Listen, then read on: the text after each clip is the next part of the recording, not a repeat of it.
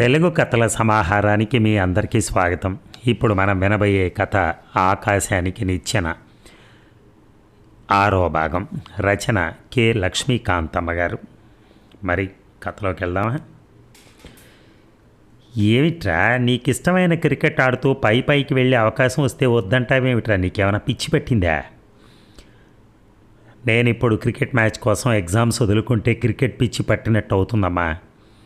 అది కాదురా, ఇది చాలా గొప్ప అవకాశం అని మీ మాస్టర్ చెప్తున్నారు కదరా.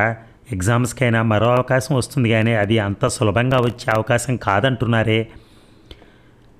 అది కొంతవరకు నిజమేనమ్మా. మరి నీ మనసులోని ఉద్దేశం ఏమిట్రా? అతడు తల్లి చేతులను వదిలించుకున్నాడు. అక్కడి నుంచి అడుగులేస్తూ కిటికీ దగ్గరగా వెళ్ళి నిలబడ్డాడు. ఇప్పుడు అతడి చూపులు కిటికీలోంచి సాగి శూన్యాన్ని దర్శిస్తున్నాయి. నీ మనసులోని ఉద్దేశం ఏమిటో చెప్పరా కన్నా. అతడు తల తిప్పలేదు. శూన్యాన్ని చూస్తూనే పెదవి విప్పాడు.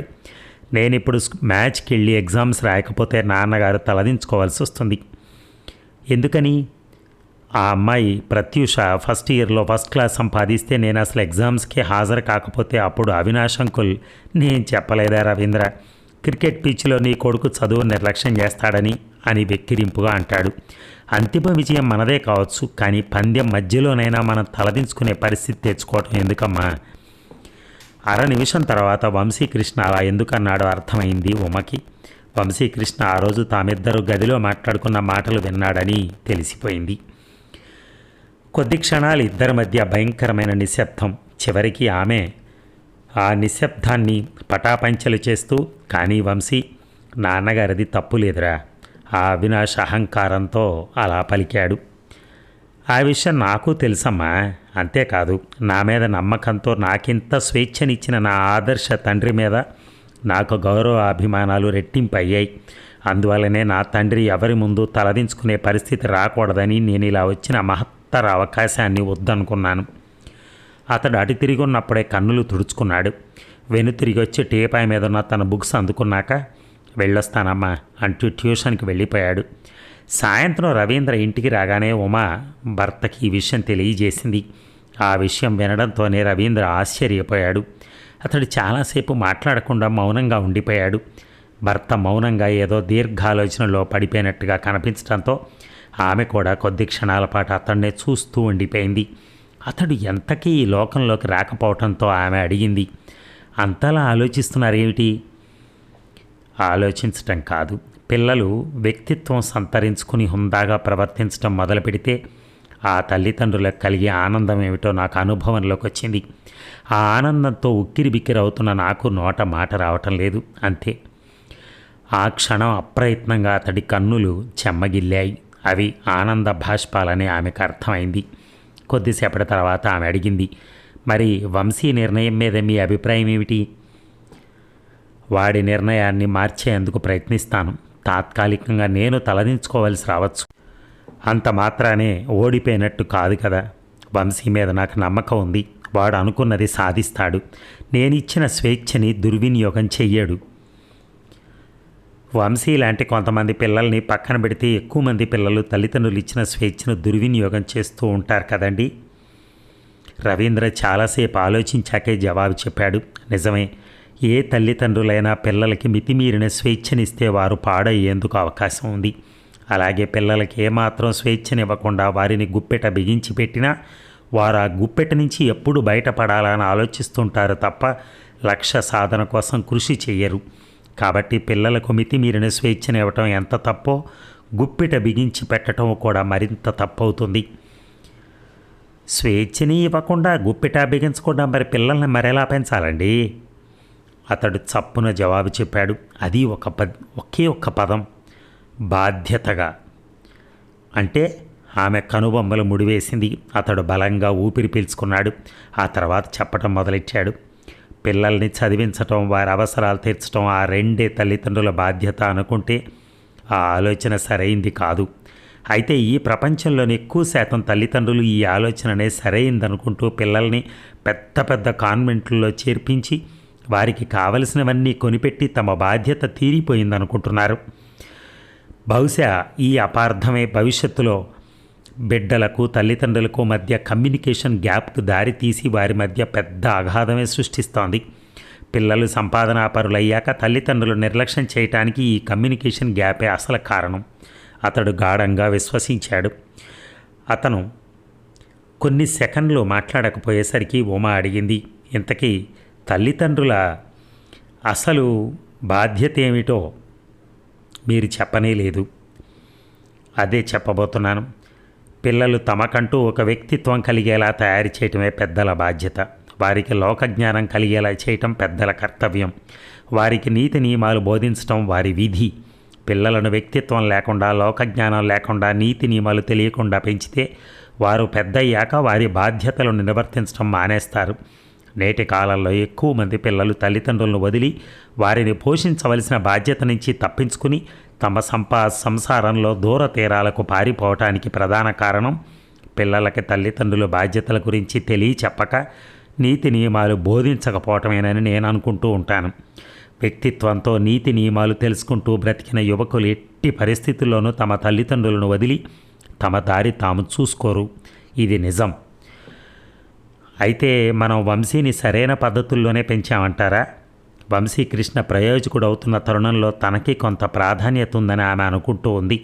కొద్ది కాలం క్రితం వంశీని క్రికెట్ కోచింగ్కి పంపడాన్ని తాను వ్యతిరేకించిందన్న విషయం ఆమె మరిచిపోయింది. నేను వాడికి కొంత స్వేచ్ఛనిచ్చాను. అదే సమయంలో వాడు ఆ స్వేచ్ఛ సద్వినియోగం చేసుకున్నాడా లేక దుర్వినియోగం చేసుకున్నాడా అనేది నేను గమనించాను. వంశీ తనకిచ్చిన స్వేచ్ఛను దుర్వినియోగం చేయలేదు, సద్వినియోగమే చేసుకున్నాడు. అంటే ఇప్పుడు మీరు అనేది ఏమిటి? పిల్లలకి స్వేచ్ఛనిస్తూనే వారినో కంట కనిపెట్టడం పెద్దల బాధ్యత అన్నమాట.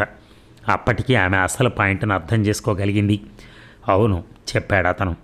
వారు అలా మాట్లాడుకుంటున్నప్పుడే వంశీకృష్ణ ట్యూషన్ నుంచి ఇంటికొచ్చాడు.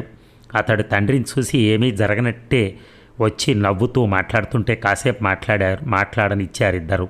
ఆ తర్వాత అతడు తన గదిలోకి వెళ్ళబోయే ముందు రవీంద్ర అడిగాడు, నువ్వు రంజీ మ్యాచ్లో ఆడకూడదని నిర్ణయించుకున్నావా వంశీ? వంశీకృష్ణ తల తిప్పి తండ్రి కేసు చూసి, ఈ సంవత్సరం కాకపోతే వచ్చే సంవత్సరమైనా రంజీ మ్యాచ్ ఆడగలను నాన్న. ఇంటర్మీడియట్ ఫస్ట్ టైంలోనే పాస్ కావటం మరోసారి చేయలేను కదా అన్నాడు. రవీంద్ర మరేదో అనబోతూ, అది కాదు వంశీ అంటుంటే అతడు ఆగమన్నట్టుగా చేత్తో సంజ్ఞ చేశాడు. ప్లీజ్ డాడీ, ఈ ఒక్క విషయంలో నన్ను ఒత్తిడి చేయకండి అని పలికాడు అతను. రవీంద్ర మరిక ఒత్తిడి చేయటమే కాదు, ఆ ప్రస్తావన మరొకసారి తీసుకురాకూడదని ఆ నిమిషమే నిర్ణయించుకున్నాడు. వంశీకృష్ణ తల తిప్పుకుని తన గదిలోకి వెళ్ళిపోయాడు. ఇక మరో 2 నెలల తర్వాత ఇంటర్మీడియట్ ఎగ్జామ్స్ మొదలయ్యాయి. వంశీకృష్ణ చదువు విషయం గమనించాడే తప్ప అతన్ని 24 గంటలు చదువుకోమని బలవంత పెట్టలేదు రవీంద్ర. అదే సమయంలో ప్రత్యూషను చదువు అంటూ తీరిగి దొరికినప్పుడల్లా నసపెట్టేవాడు అవినాష్. దాంతో ప్రత్యూషకు విసుగ్గా అనిపించేది. అంతకుమించి తండ్రిని చూస్తే భయమేస్తూ ఉండేది. తనను అంతగా ఇబ్బంది పెడుతున్న చదువు మీద ఆమెకు ఒక రకమైన ఏహ్య భావం పెరుగుతూ పోసాగింది. తండ్రి ఇంట్లో ఉన్నంతసేపు పుస్తకాలు తెరుచుకుని కూర్చునేది. చూపులు అక్షరాల మీద ఉండేవి కానీ మనసు మాత్రం ఎక్కడెక్కడికో పరుగులు పెట్టేది. ఈ మధ్య ఆమెకు తరచుగా ప్రదీప్ గుర్తుకొస్తూ ఉన్నాడు. ఆమె కాలేజీకి వెళ్తున్నప్పుడు తన వెంటే వస్తాడు. 2 రోజులు ఇంట్లోంచి బయటకు వెళ్ళటం మానేస్తే ఏదో సాకును ఇంటికి వచ్చేస్తాడు. అదేమిటో అతడి గొంతు వినిపించగానే చదువుతున్న పుస్తకాలు పక్కన పడేసి అతడి ముందు ప్రత్యక్షం అవ్వాలనిపిస్తూ ఉంటుంది తనకి. కలత నిద్రలోనైనా అతడి గొంతు వినపడితే చాలు చటుక్కున లేచేస్తూ ఉంటుంది. ఇదిగో ఇప్పుడిప్పుడే అతడితో మాటలు కలిశాయి. అతడితో మాట్లాడుతున్నంతసేపు మనసులో ఏదో ప్రశాంతత, అంతకుమించి మరేదో థ్రిల్. మరోవైపు తను కోల్పోయిందేదో తనకు దక్కుతున్న ఫీలింగ్ కూడా కలుగుతూ ఉంటుంది. ప్రదీప్తో తన స్నేహం వీధులలో మాటల వరకు మాత్రమే వచ్చింది. ఇంకా పార్కులకి సినిమాలకు వెళ్లే వరకు రాలేదు. ప్రదీప్ మాత్రం 1-2 సార్లు ఇందిరా పార్కుకు వెళ్దామని పిలిచాడు కానీ తనే వెళ్ళలేదు. ఇదిగో ఈ పరీక్షల గండం గడిస్తే ఆ తర్వాత సినిమాలకు షికార్లకు వెళ్ళొచ్చు. ఆమె ఆలోచనలు అలా సాగిపోతున్నాయి. ఒకరోజు ప్రదీప్ ప్రత్యూష రోడ్డంచున పక్కపక్కన నడవటం అవినాష్ చూశాడు. అతడి కోపం రాలేదు. వారిద్దరూ తనను చూడకుండా పక్కకు తప్పుకుని సాగిపోయాడు. కాలం మరికొంత ముందుకు సాగింది. జూనియర్ ఇంటర్మీడియట్ రిజల్ట్స్ వచ్చాయి. వంశీకృష్ణ 80% మార్కులు తెచ్చుకున్నాడు. ప్రత్యూషకు 45% మాత్రమే వచ్చింది. రిజల్ట్స్ వచ్చిన రోజే రవీంద్ర అవినాష్ ఆఫీస్ వైపు వెళ్ళాడు. అవినాష్ అతన్ని పలకరించాడు కానీ రిజల్ట్స్ ప్రస్తావనే తీసుకురాలేదు. రవీంద్రకు పరిస్థితి ఏమిటో కొంతవరకు అర్థమైంది. ప్రత్యూష రిజల్ట్స్ ఏమయ్యాయి అన్న ప్రశ్న పెదవి చివరి వరకు వచ్చింది. అయితే అతడు అతి కష్టం మీద ఆ ప్రశ్న బయటికి రాకుండా జాగ్రత్త పడ్డాడు. అవతల వ్యక్తి ముఖంలోని నిరాశ నిస్పృహలను చూడటం అతడికి ఏమాత్రం ఇష్టం ఉండదు. అందుకే వంశీకృష్ణకు క్లాస్ ఫస్ట్ వచ్చిన విషయం అవినాష్కి చెప్పకుండానే కాసేపు అవి ఇవి మాట్లాడేసి వచ్చేశాడు. ఆ సాయంత్రం ఒకరి ఇంట్లో ఆనందం ఆహ్లాదకరమైన వాతావరణాన్ని సృష్టిస్తే మరొకరింట్లో విషాదం శ్మశాన నిశ్శబ్దాన్ని ఏర్పడేలా చేసింది. అవినాష్ ప్రత్యూష చెంపలు పగలగొట్టాడు. 2 రోజుల పాటు తిండి పెట్టొద్దని భార్యకు హుకుం జారీ చేశాడు. తన పరువు గంగపాలయ్యేలా చేసిందని రాత్రంతా తిడుతూనే ఉన్నాడు. గాయత్రికి భర్త ప్రవర్తన ఇబ్బందిగా అనిపించింది కానీ ఆ విషయం అతడికి చెప్పలేకపోయింది. చెప్పిన అర్థం చేసుకోలేడు అన్న నిజం తెలియటమే ఆమె మౌనాన్ని ఆశ్రయించడానికి కారణం. అయితే భర్త హుకుమును ఖాతరు చేయకుండా ప్రత్యూషను దగ్గరకు తీసుకుని ఓదార్చుతూ కూతురికి గోరుముద్దలు తినిపించింది. ప్రత్యూషకు అప్పటి వరకు తండ్రి అంటే భయం మాత్రమే ఉండేది. కానీ ఆ రోజే అతడి పట్ల ఒక కొత్త భావం మనసులో పుట్టుకొచ్చింది. అదే అసహ్యం. తమ పెద్దల పట్ల పిల్లలకు ఏహ్యభావం మొదలైతే పర్యవసానం చాలా ఘోరంగా ఉంటుంది. ఆ విషయం పెద్దలకు చేతులు కాలేకే అర్థమవుతుంది. అందువల్లనే ఏ తల్లిదండ్రులకైనా పిల్లలు తమను అసహించుకునే విధంగా మాత్రం ప్రవర్తించకూడదు. మరి ప్రత్యూష చేత అసహించుకోబడుతున్న అవినాష్ రేపటి పరిస్థితి ఏమిటి? అది కాలమే చెప్పబోతోంది. ఇక ఉదయం 7ంటికి గాయత్రి కాఫీ తయారు చేసుకుని ఆ గదిలోకి వెళ్ళేసరికి అవినాష్ దిగులుగా బెడ్ మీద కూర్చుని ఉండడం కనిపించింది. అతడు అంత దిగులుగా ఉండటం ఆమెకి ఈ మధ్య కాలంలో చూడనే లేదు. చివరికి ప్రత్యూష జూనియర్ ఇంటర్లో బొటాబొటి మార్కులతో పాస్ అయినప్పుడు కూడా ఒకరోజు ఆవేశంతో చిందులు తొక్కాడు. మర్నాటికి అంతా మర్చిపోయాడు. అంతే తప్ప అంతగా దిగులు పడలేదు. మరి ఈరోజు ఎందుకు ఇంతగా దిగులు పడిపోవడానికి కారణం ఏమిటి? ఆమె కాఫీ కప్పు టీపాయ్ మీద పెట్టి బెడ్ మీద అతడి దగ్గరగా కూర్చుంది. భుజం మీద చెయ్యి వేస్తూ ఏమండి అంది. అతడు తల తిప్పి ఆమె మొహంలోకి ప్రశ్నార్థకంగా చూశాడు. ఏమిటి ఈరోజు చాలా దిగులుగా కనిపిస్తున్నారు? అతడు చిన్నగా నిట్టూర్చి ఏమిటో గాయత్రి, ఈ మధ్య జీవితం మరీ నిస్సారంగా తోస్తోంది. మనం కోరుకున్నది జరుగుతాయా లేదా అన్న భయం నాలో మొదలైంది అన్నాడు. ఆమె కన్నులు కాస్త విప్పార్చి అతడికేసి చూసింది. అతడు అంత నీరసంగా నిరాశతో మాట్లాడటం ఆమె తొలిసారి వింటోంది. మీకెందుకలా అనిపిస్తోంది? ఎందుకు అనిపిస్తోందంటే అతడు చప్పున మాట ఆపేసి ఆమె మొహంలోకి అనుమానంగా చూశాడు. వద్దు చెబితే ఎగతాళి చేస్తావు అన్నాడు. ఆమె కొంత కన్ఫ్యూజ్ అయిపోయి మిమ్మల్ని నేను ఎగతాళి చేయటం ఏమిటండి చెప్పండి అంది. అతడు కొద్ది క్షణాలు తటపటాయించాక అసలు విషయం ఏమిటంటే గాయత్రి, ఒక 5-6 నెలల క్రితం వరకు నాకు మంచి మంచి కళ్ళు వచ్చాయి. ఆ కళల్లో నేను హర్షద్ మెహతాతో కలిసి